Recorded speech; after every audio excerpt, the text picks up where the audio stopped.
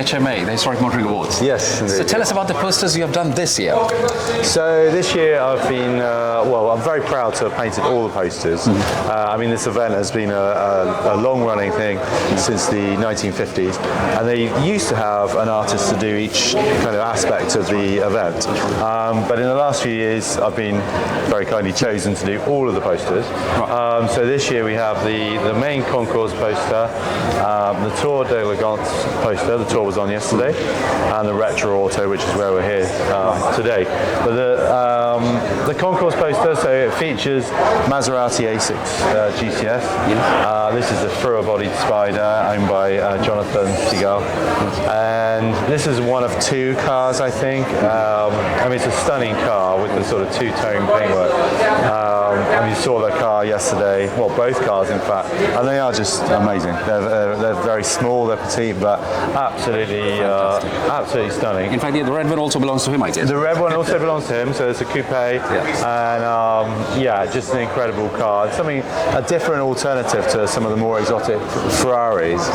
They're rare; these are rarer, and actually, Maserati sort of craftsmanship is just incredible if you have a close look. It is indeed. And I painted it. I wanted to paint it with the beach in mind, because actually people come to see the cars, but of course we are in a really beautiful environment, and I always sort of walk down here and I run along the beach, and I love that view, so it's actually really amazing to see actually the place as well. And something I'm missing this year is the lodge. Is it there somewhere? Where would we have the lodge? It's sort of over in here. Oh, we're in here, okay. Yeah, although it's sort of in the background, I wanted to show actually the area, because obviously remembering it's an international event. That's right. People do come just from the States, but people come from all over the world. Exactly. And I love the fact it's like when you come here, anywhere in the area, there's cars everywhere, and I kind of like I love that. It's a really cool thing. So then we have the Pebble Beach Tour d'Elegance poster. So the tour ran yesterday morning, and everybody gets up super early. You get down for like 6:30,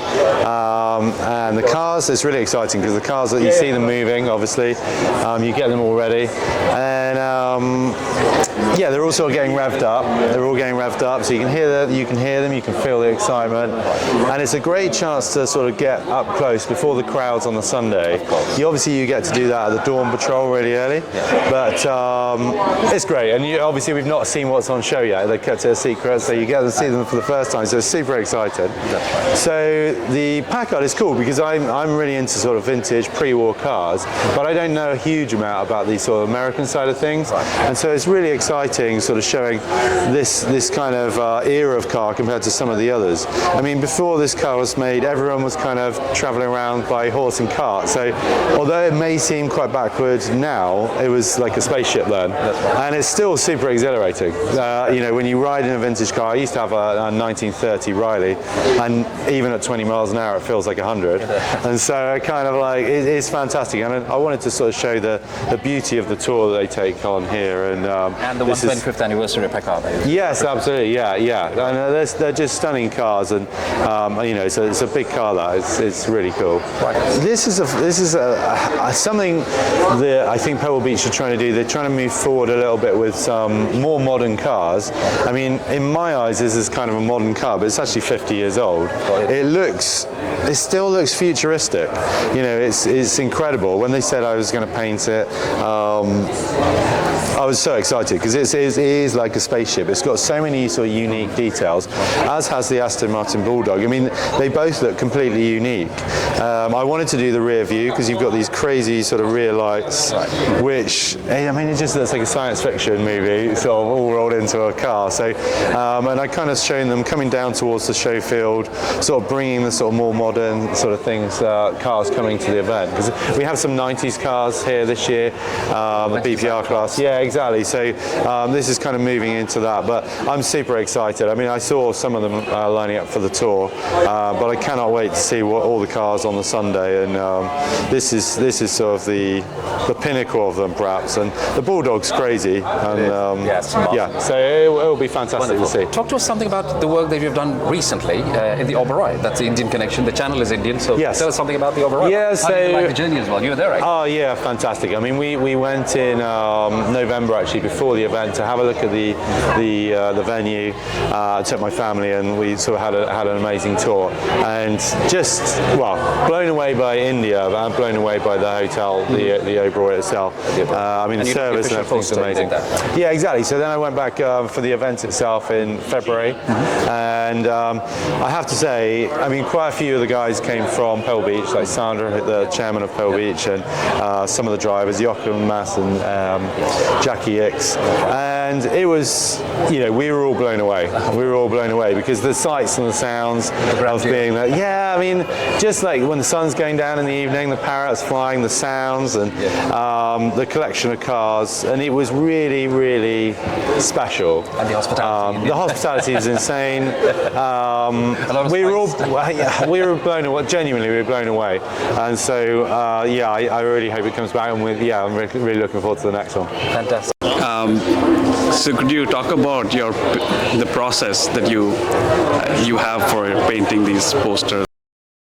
Sure. I mean, all of these. I mean, the posters are slightly different. Some of my other works are based on particular historic moments in racing, and mostly racing. And so a lot of research goes into them in terms of the races and things like that. But in terms of things like this, I do research the shapes, the history of the cars. Obviously, the event. I know the event and sort of the areas and things I'm going to paint. But the history of the cars is really important to me, because I want to kind of translate what that means. I mean, that's why I've gone for quite a futuristic kind of look to the actual background and poster to try and translate the feeling at the time of the car. So we've got some sort of quite wild blues and things, but also the streaks coming through the trees, creating the speed. And so usually I do obviously the research, but then go on to sketch sort of various compositions, and then really work the angles. I mean, sometimes the angle might only move just a tiny bit, but it can make all the difference. I mean, these ones, particularly the speedy ones, work on a lot of perspective. I mean, we've gone really kind of low there, so you can see under the car, and it just kind of like makes you kind of travel with it. So it's, I try and make them as captivating as I can. So how does one get started in painting cars? Oh yeah, well, I mean, I always say, my wife says it's not true, but I always think anyone can do it. If you focus the mind and take your time, I'm convinced everyone can draw to a degree. So I always say to people, in terms of when you're drawing, draw what you actually see, not what you think you see, because quite often, say someone you say, well, there's a wheel there, they just put a wheel in, how they think it looks, and I was like, no, you absolutely look at the angles and what the car's doing. I mean, what I think people really like about my work is sort of suspension movement and things like that. I mean, I race cars, and I'm used to how the car actually balances up and things like that. So you've got to have a feel for it if you're going to do the car sort of side of things. But also the way you paint. I mean, I paint acrylic on canvas, and sometimes if people use quite bad quality paints and things, you're sort of holding yourself back as well. So it does help to have the right stuff, and paint something you're really excited by as well, because that's going to fuel your passion. So how long have you been doing this? I've been painting a long time. So I started when I was a tiny kid, like age 3. I was drawing cars sort of on the kitchen floor, and but seriously, selling work. I actually started selling my work when I was about 13 or 14, and so really it's been my job ever since. So instead of like a little kind of side job when I was at school, I was painting cars for people, and so yeah, from 18 onwards it's been my full-time job. So yeah, I'm very lucky. It's sort of occasionally I get to drive some of the cars and go and see some amazing collections. So yeah, and go to these amazing events. we all sort of sometimes take it for granted that we're in California at Pebble Beach, one of the best events in the world, and the Oberoi, and it's a true gift. So yeah, very lucky. Wonderful. One last question. How long has been your association with Pebble Beach? So I first came to the event in 2008, and I've been painting the poster since 2009, so 15 years. Yeah, so 15th year of painting the poster, and it's fabulous. I mean, I love coming every year. I've missed 2, I think, in that time because one for the COVID closed down, we couldn't fly to the US, and one, my daughter was born a few days before, so I couldn't come, and I was like, oh. It's spectacular, and I love working with the guys and meeting everyone. And actually, coming back every year is, I know everyone so well, so I sometimes I just fly on my own over, but I know everyone here anyway, so it's like a second home now. It's really nice, and the climate actually is strangely quite cold here, so it's quite British. It is. Wonderful. Thank you so much. Yeah, no worries. Yeah, good to see you. Thank you. Thanks, Tim. Thank you.